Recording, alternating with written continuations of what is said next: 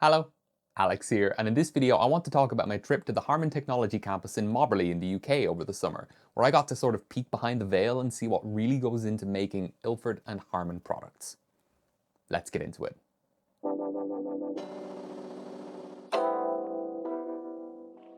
While I was still getting ready for the global launch of Harman Phoenix II, I got an email from an @Harman Technology email address one day, just asking, "Are you free next Wednesday?"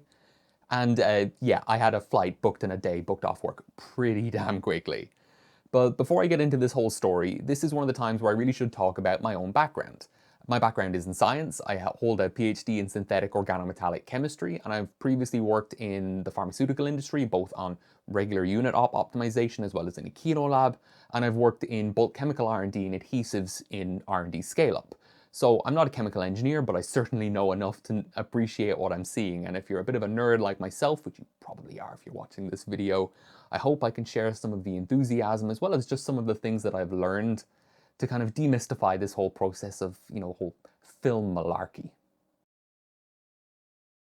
Because this was a midweek tour and I was only going for one day, I got the earliest flight that I possibly could to Manchester, which was like 10 to 6 in the morning. So I got to Moberly pretty early, where I ended up waiting for Jan, who I'd previously met at the photography or photo and video show in London back in March. Only briefly as part of the Pentax photo walk, but we've been in pretty regular contact since then. I could do CEO, managing director. And after we checked in with security, got our pink high-vis vests, and walked all the way down to the back of the campus, down to reception, we chatted there for a while before some of the team who were going to be showing us around for the day showed up. And we met the other half of our quartet for the day. So that was Kate Hook and Kyle McDougall. The most fundamental part of any light-sensitive photographic material is the light-sensitive compounds loaded into some sort of emulsion that is coated onto a substrate. Whether it's, for a glass plate or for a film, for use on paper, whether it's high contrast, low contrast, high speed or low speed, color or black and white, and whether it's intended for negative processing, color reversal processing, or direct positive development, is all going to be at least heavily influenced, if not completely defined, by the photographic emulsion. And this is where we started off our tour with Kevin, who talked us through some of the pre-steps, the pre-work you need to do before you actually start making your emulsion, as well as the actual process itself. As an example, in the case of a black and white negative film like Kent Mirpan 200, you're going to have a gigantic roll of a cellulose triacetate base material, also called CTA or just acetate, which is in contrast to a polyester, polyethylene terephthalate polyester base, which is going to be coated with an extraordinarily thin, micron-thick layer of a photographic emulsion made of gelatin, which is impregnated with silver halide crystals. Kevin showed us some gelatin cubes with a vaguely phenolic smell, and this is the spongy binder material in which the silver halide crystals are grown.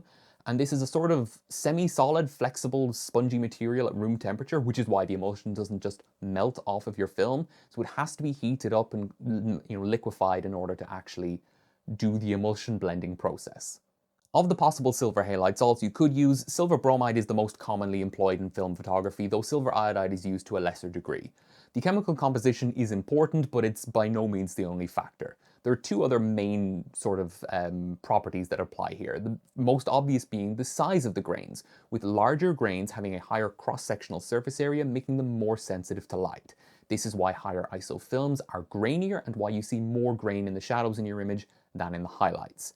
There's also their shape. And the folks in the technical services team kindly sent me some micrographs that I can share with you. So on the left-hand side, we have a classic grain emulsion, a plus type emulsion, so HP5, FP4, where you can see the varying sizes of grains as well as their overall relatively smooth shape. There are some pointed triangular grains mixed in there, but overall they're mostly roughly spherical in a very broad sense, at least as compared to the right-hand side where we have a tabular T-grain emulsion, a delta type emulsion, where you can see that almost all of the grains are much more jagged in shape, very much more polygonal, with mostly triangles and triangles with all their corners broken off. Basically wonky hexagons, which themselves are the bestagons. But these images don't give you a good sense of the three-dimensionality of these grains, because the tabular grains are significantly more flat.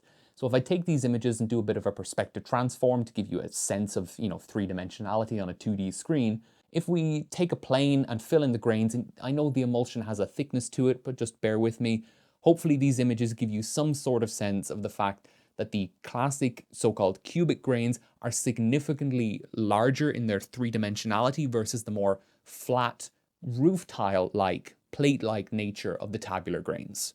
And they also sent over a micrograph of a modern paper emulsion made with the rapid mix method. And you can see that these grains are hilariously consistent in size. It's a very monodisperse emulsion, with the average particle size being very close to the actual particle size of any grain, but also their shape being more literally cubic rather than the so-called cubic nature of a classic film emulsion. Aside from the sizes being similar, they're also very small in general. If you look very closely, you'll see that the scale bar is half the size and the magnification is twice as high. So really these three images should be presented together like this, where you can see just how small the grains in a paper emulsion are. And so this is why if you do paper negative photography rather than printing, you're going to get a very low effective ISO, typically in the sort of 1 to 3 range, because the grains are very, very small, but also very high contrast, because the grains are very monodisperse, giving very little room for tonal gradation between your highlights and your shadows. When you're making such a chemically and optically sensitive mix, you do need a very pure solvent, and Kevin also showed us the water purification system that they use to take their water supply, which of course varies in quality. I mean, we all know that from developing our film, that sometimes the water gets harder, sometimes it gets softer, and there's much more to it than that, but they refine their water supply and purify it on site to give them the ultra pure water that they need for high quality emulsion blending. Suffice it to say, there's a lot going on in those emulsion blending tanks, and Kevin talked us through the three main synthesis modes used in the Harman Technology campus, those being conventional crystal growth, controlled crystal growth, and the rapid mix method, which is typically used more for things like papers.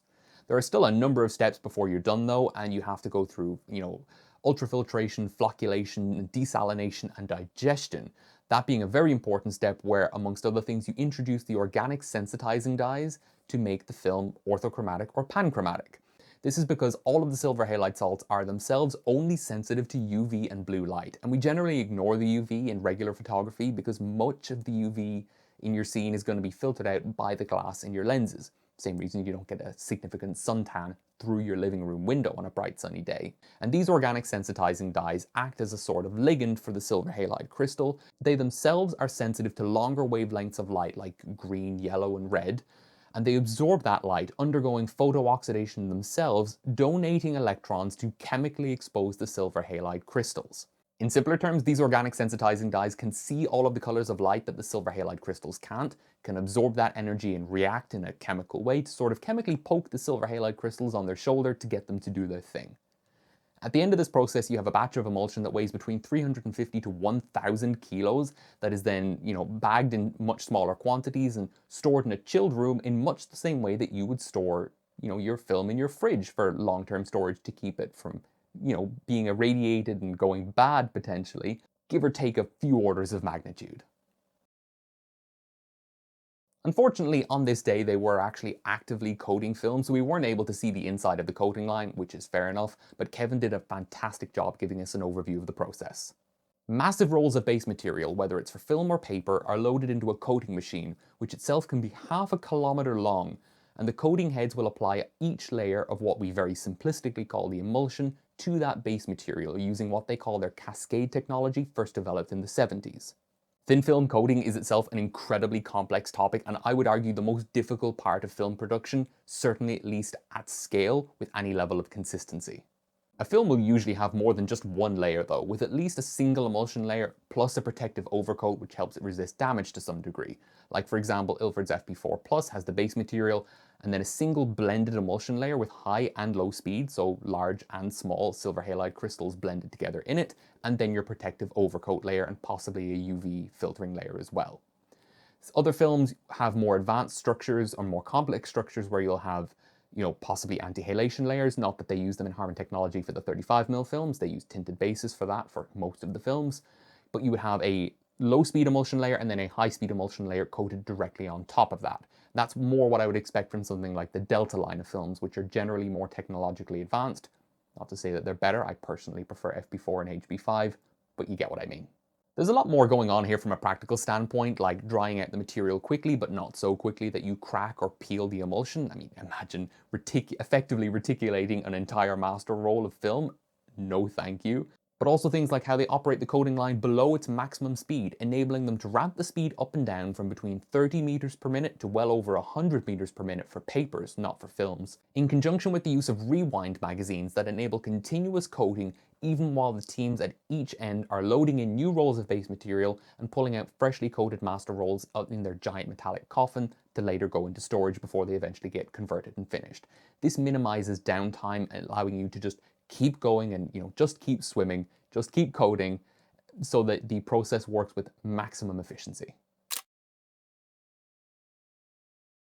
I know I'm focusing more heavily on film in this video than other products, but these same machines are used for coating cellulose triacetate and polyester bases, resin coated and fiber bases for papers, inkjet papers, as well as the significantly more complex process of making color film, like with the Harman Phoenix line.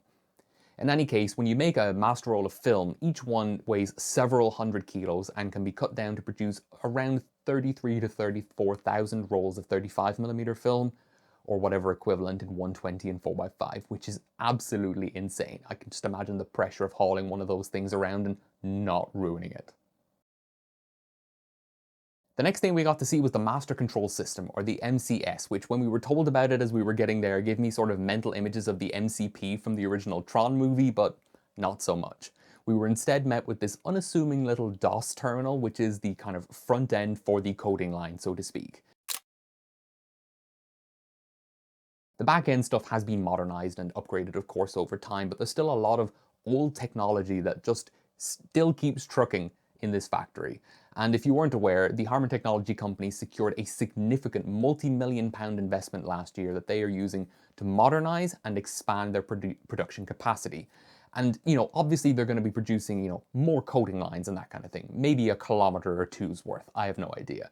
But it's also this surrounding infrastructure that's going to be modernized, upgraded, and sort of future-proofed. Because, I think it's pretty safe to say the future of film is looking pretty bright at the moment. And, demand is increasing, and the demand on the equipment that's being used is increasing. So it's important to have reliable, modern equipment that's really up to the task. And the fact that Harman Technology were able to get this external investment really shows just how serious this whole thing is. It's not just people on Instagram and Discord saying, oh yeah, film's back. Film's back in a big way. The main control room itself is much more advanced, with teams in this room and on the coding line, which itself is a clean room, in regular communication via radio, as well as using infrared cameras and various other sensors to keep things running smoothly, effectively, and importantly again, without unnecessary downtime. Remember that the gelatin is a semi-solid, wibbly-wobbly material at room temperature, so that kilometer-long, building-sized laminar monolith has to be continuously heated in order for it to function, so any downtime is going to be costing money. We then visited quality control, where we got to see strips cut from each and every master roll from the start and from the end, some of which are processed and some of which aren't, to look at them under various different conditions with light and dark areas, so thin and dense negatives, to look for both opaque and transparent defects. These could include things like dust or other debris, non-uniformity of coating, scratches, bubbles, and so on. And they're thoroughly inspected again 2 days later by different people, so you get fresh sets of eyes on the same piece of film before the quality control team will sign off that this master roll is good to be actually converted and finished and sold to customers. Of course, it's impossible to have a zero defect rate in the real world with any real manufacturing process, but they do take pride in, the high levels of quality control that they have, as well as the integrity of their output that they're very strict in maintaining. And that pride kind of shows in the work. How often do you have problems with Ilford or Harman products relative to other brands? Be honest. We also had a discussion about the ultra-large format run, which was something I had questions about because I was in two minds about whether or not they would have tighter or looser quality control standards. And I was leaning towards them having looser quality control standards because you're only doing a small scale production run of all of this stuff for the ULF run, as well as the fact that you're generally talking about very large sheet sizes, tens of inches in many cases, where a tiny defect is going to be significantly less visible. But no, they don't have looser quality control standards for that. If anything, they're higher because they want to make their customers happy, especially for such a special order thing, which is the opposite of what I expected, but then I probably shouldn't be surprised. When you want to actually sell film to customers, you can't just ship a master roll to your local distributor and have them shave bits off like a HP5 kebab to give to customers or to the local retailers, you do actually have to convert that and load it into canisters or onto spools or into boxes, depending on what the material is. And we started off the tour with 35mm film, which is the visually most interesting kind of segment of this whole process. Here, Gaynor showed us a dummy 35mm pancake cut from a master roll using a variable width slitter, which hadn't yet been perforated to add in the sprockets that are used to advance your film. And once you have that pancake, you need to load it into canisters, which again, just like the film, are manufactured on site in Mobberley. The process starts with large steel sheets printed with the design of the canister, which are then cut into strips and stacked and loaded into a machine which glues on the felt that will eventually make up the light seal around the mouth of the canister. These blanks are then cut and formed around a sort of anvil around the interior spool, and the metal end caps are attached, giving you fully finished but empty 35mm canisters.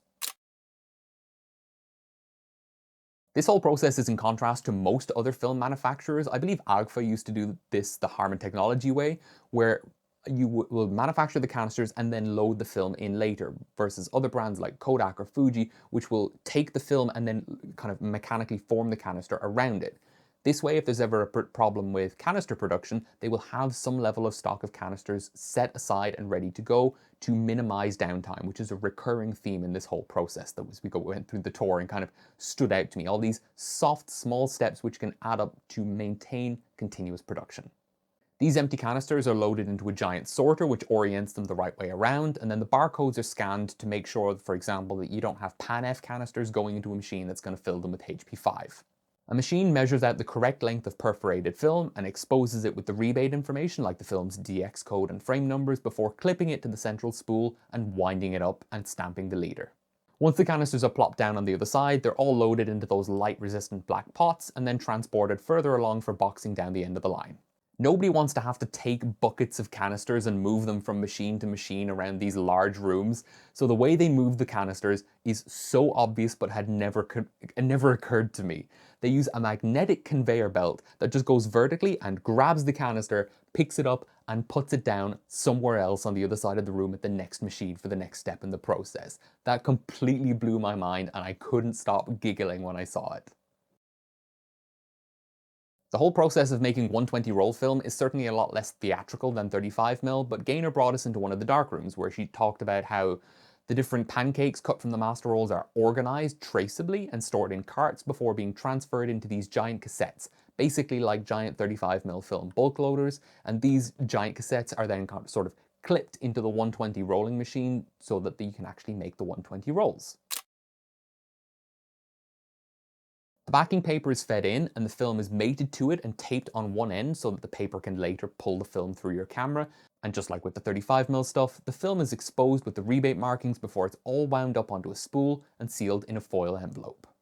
I didn't get much footage here, but the last steps of the process are to put those black plastic canisters into boxes, bundle those boxes together into bricks, bundle those bricks together into brown cases, and put those cases together onto pallets to be shipped around the world, in this case, for the global launch of Harman Phoenix II. But what about sheet films and papers? Up until you get to the pancake step, it's identical, and from there, you're going to be probably trimming off sheets in the appropriate sizes. But those are all packaged by hand in the dark, obviously. And this is, for example, one other thing I asked about is probably why we're never going to see Kentmere films in sheet film formats. Because as much as it would be nice to see Kentmere Pan 200 and also Phoenix in large format, the human labor cost is just a significantly higher total proportion of the total cost. So especially with the Kentmere films, the savings that you would get from reducing the silver content just wouldn't reduce the final price by enough to make it economically viable. Say, for example, the Kentmere Pan 400 price might only be €5 or €10 less per box than HP5. I'm just making these numbers up. I don't know what the difference would be. And the prices would just be so close that it's not economically viable to justify having both SKUs kind of manufactured at the same time. After a nice lunch where we were talking about all sorts fairly candidly, as well as looking at some of my prints from Harman Phoenix II because I'd already shot some at that point and brought the prints with me, of course, just to see what they thought, we got to meet Neil Hibbs, the Technical and Lab Services Manager from Harman Technology, who I have been pestering for like 2.5 years on and off by emails. It was really nice to finally meet in person. And he was going to be showing us around the Harman Lab, as well as the Quality Services Labs, which are, well, the Harman Lab is their on-site film developing and printing facility for black and white and C41 processing for roll films as well as sheet films, and the quality services lab is sort of your final QC steps before master rolls really get checked, compared to the earlier steps that we saw earlier in the video. Obviously, they have a tremendous volume and range of development chemicals to hand, including tons of replenishment chemicals given the scales that they're operating at. And we started off by looking at the control strip testing setup in quality services. They use continuous tone test strips from film or paper that they expose in a controlled manner and develop very carefully before measuring the density of the negative or print across the strip to assess its properties. This can, of course, be used as another QC step to make sure you've got the right level of contrast and density, and that, HP5 is a low contrast film, but there are numbers associated with defining that contrast profile, the gamma contrast index and so on. But you can also use it to derive these properties for new products. For example, when I tested out Kent Mirpan 200, I actually shot and developed my first roll before the official dev times had been derived. And it was, my estimate for that first roll was overshot because the development times for that film tend to be shorter than Kpan 100 and 400. But it was with a setup like a control strip and very careful, more controlled development that I was doing at that point. That's how you would define how much I had overdeveloped the film and what the correct developing time in that case, DDX at 1+4 would actually be. So you can use it both to analyze your products, but also to derive how they're supposed to work with a fairly simple, mundane looking control test strip, which I find really interesting and exciting in its own way. I think it's all a bit much to go through in significant detail, but suffice it to say the Harman Lab facilities are hilariously well kitted out. I've been behind the curtain of a number of labs in Ireland and the UK, and the breadth of toys they have here is just ridiculous. They've got basically anything you could imagine, and more, including dip and dunk processors with hangers for up to 8x10-inch sheet films, a swath of mini labs for colour film processing, large format printers the size of this office that I'm taking this video in, an army of Noritsu and Frontier scanners to get high quality scans, and RA4 color printers for real wet prints to go with them, and even parts for old Cibachrome processors.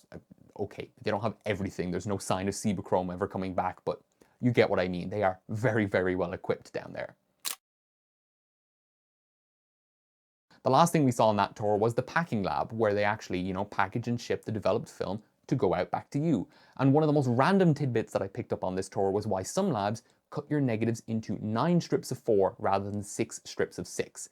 And it's because a 4 frame wide negative strip will fit in a standard postage envelope, meaning it gets classified as regular post and not a large letter, significantly reducing the overall expenditure on postage, which, if it makes no difference to you, I think is a fantastic way to save money. There were a few other bits and pieces that we saw on our way back, including a very tempting sign for the Organic Kilo Lab. And if I'm ever invited back to the Harman Technology campus and go missing, it's probably because I wandered off and socially engineered my way in there so I could have a look around. Then we all just kind of sat around and chatted for a while. I starred in a short video, which is still TBR at the time of me recording this. And then after the end and wrapping up and saying goodbye, I got a nice offer of a lift up to Tatton Park, where I shot some of the film that I had procured during the tour. That's a joke, we all got a little gift bag with some film, but it was just a really surreal experience for me, and I actually got home at a reasonable hour, which is nice because I had to work the next day, and I even had enough time and energy to develop all the black and white rolls that I shot on this day before I went to bed that night, which was an unusual change for my day trips. But this whole thing, yeah, was really surreal for me. And I'm very aware that, compared to Kate, Jan, and Kyle, I was the runt of that group. I'm not ashamed to say that. I know my place. And I'm very lucky to have the working relationship that I do with the Harman Technology people. So I'm very grateful to have been included in this, like astoundingly grateful to have had this opportunity. But despite the fact that we do have this working relationship, I can say honestly and earnestly that everything they do on the campus in Moberly, you can see the passion and pride behind everything. They want to make photographic products that make people happy and allow them to express themselves, and they want to do it consistently and reliably, and they have a very good reputation for a very good reason. I know that other brands exist, of course, and the same surely applies to them, but I've seen it firsthand when I was in Moberly, and you can really feel it while you were there. It's not just our tour guides, but everyone we met was smiley and happy, and people were bantering and joking around in a friendly way. It was just a wonderful experience. I'd love to go back someday with a more chemical focus on the trip and cause some chaos and maybe sit certain people down for an interview perhaps one day, But I think it would be best, and I probably wouldn't have the opportunity until that multi-million-pound investment comes to fruition and they have a ton more toys to play with and show off. But I really hope that you learned at least one new thing about film and paper manufacturing from this video, ideally many, and that you can probably feel my energy, but I hope this gives you some sort of excitement and appreciation for what goes on with this whole film business, because it is exceedingly complex. And, you know, demystifying the whole thing, I think, rather than complicating it, can give a sense of appreciation for just how difficult it is, and for all these companies like Harman Technology and, you know, Kodak and Fuji to some extent to have survived through the digital revolution and come through on the other side, in the Ilford and Harman case, stronger than ever, significantly so. I think, you know, the pride and passion really kind of got them through those dark times, I guess you could say. But I could yap for a lot longer about all this, but I think I'll stop myself there. So thanks again to everyone on the Harman Technology campus and down in Moberly for their help and support, and for the opportunity again, especially to Michelle. Thank you very, very much. But that's all I have to say for this video. So stay safe, and bye-bye for now. If you don't already, follow me on Instagram at Shaka1277 for new pictures every day. If you liked this video and enjoy what I do on the channel, please consider subscribing or checking out my Patreon, where the tiers start at just €1 per month.